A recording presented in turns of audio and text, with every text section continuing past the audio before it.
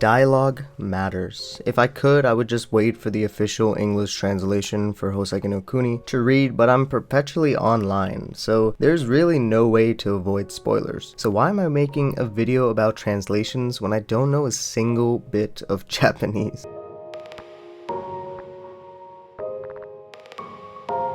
Even without knowing the source language, I think it's interesting how the structure or choice of words in localization, such as in English, affect my understanding or perception of the work and the characters represented in a story. Let's look at the new translations that are available for Houseki no Kuni post-hiatus for chapter 96, and this is not to convince you which one to read going forward, but more so why I tend to wait until a good translation is available instead of the machine translations that are generally readily accessible when leaks are out. The biggest change in the meaning of this panel is about the auto generation system on the left. This has never been mentioned before in the story, unless this is what the theme park is called, which is later referenced in the chapter, but I do like the ambiguity of the right panel because it makes it feel more nonchalant the way that Welgado speaks about flowers or almost anything, really. Although there isn't a big difference between apathy and lifelessness in regards to pad, I do like the apathy usage a little more because it implies to me that Rutil believes that Pad is not interested in Rutil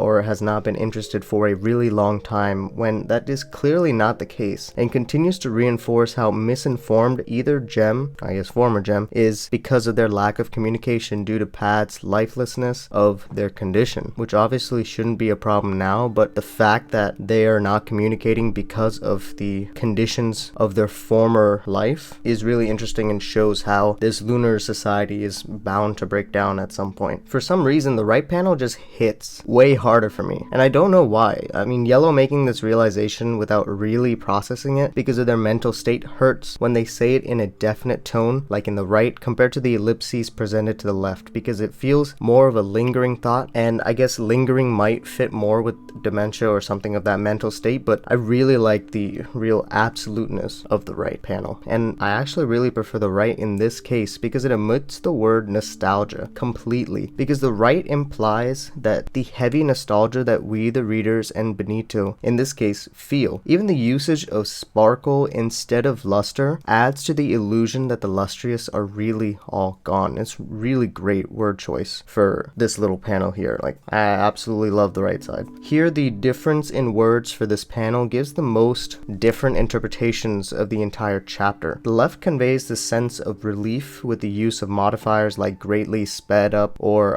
only, making the 10,000 years seem like a simple feat at this point, while the right uses greatly reduce and conclude, which honestly reminds me of how I used to write my organic chemistry lab reports during my countless all-nighters in college, making it feel more apathetic and more scientific or calculated, which in my eyes is the approach that Enma is really going for. And the next panel actually reinforces this, as the right always uses this sense of finality, like with the yellow panel, to the words, while the left keeps it lingering. Just a simple change of punctuation, but it changes the impression completely. Left gives a sigh of relief because they thought it would be worse of a wait, while right just ends it harshly, similar to the pain that Fos is probably feeling right now. A lot of changes in this panel, to be honest, and I would love to hear your interpretations of it, because I still don't fully understand this humanity line that Congo speaks of in either translation, but I do want to focus on the last line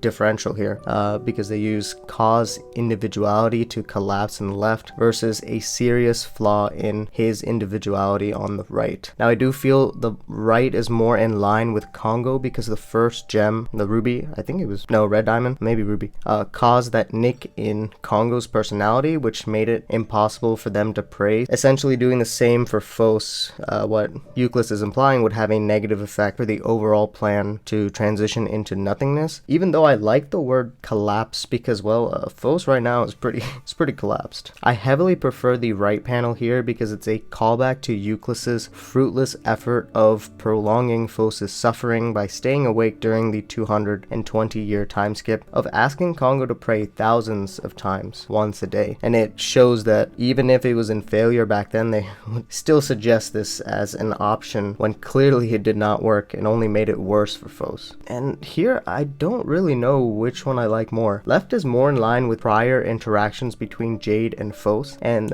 Cinnabar versus Fos, but the line "is it bothering you" as the start of the conversation somewhat spoils the next page where Cinnabar flat out says they don't feel bad, which I feel hits more on the right because of the ambiguity, and here I want that lingering feeling between Cinnabar and Jade's conversation. I don't want the finality to it because the turn of the page where Cinnabar hits us with the "I don't feel bad" works better on the right side. But yeah, well, I mean, that's all I got. Let me know if you agree with my interpretations or preferences down below. I'm very grateful that we do get translations at all and I don't have to wait years for this content to be released, unlike some other manga series. So thank you, Yaku team and former Black Cat Scans. Like, what you guys are doing keeps this fandom going month by month, so thank you for all the hard work that you do. This is a really pared down video since 97 leaks are already out at this point, and I'm no expert when it comes to translations, just my rambling thoughts, like most of my Houseki videos are. I did make a Twitter thread comparing the official volume 11 with the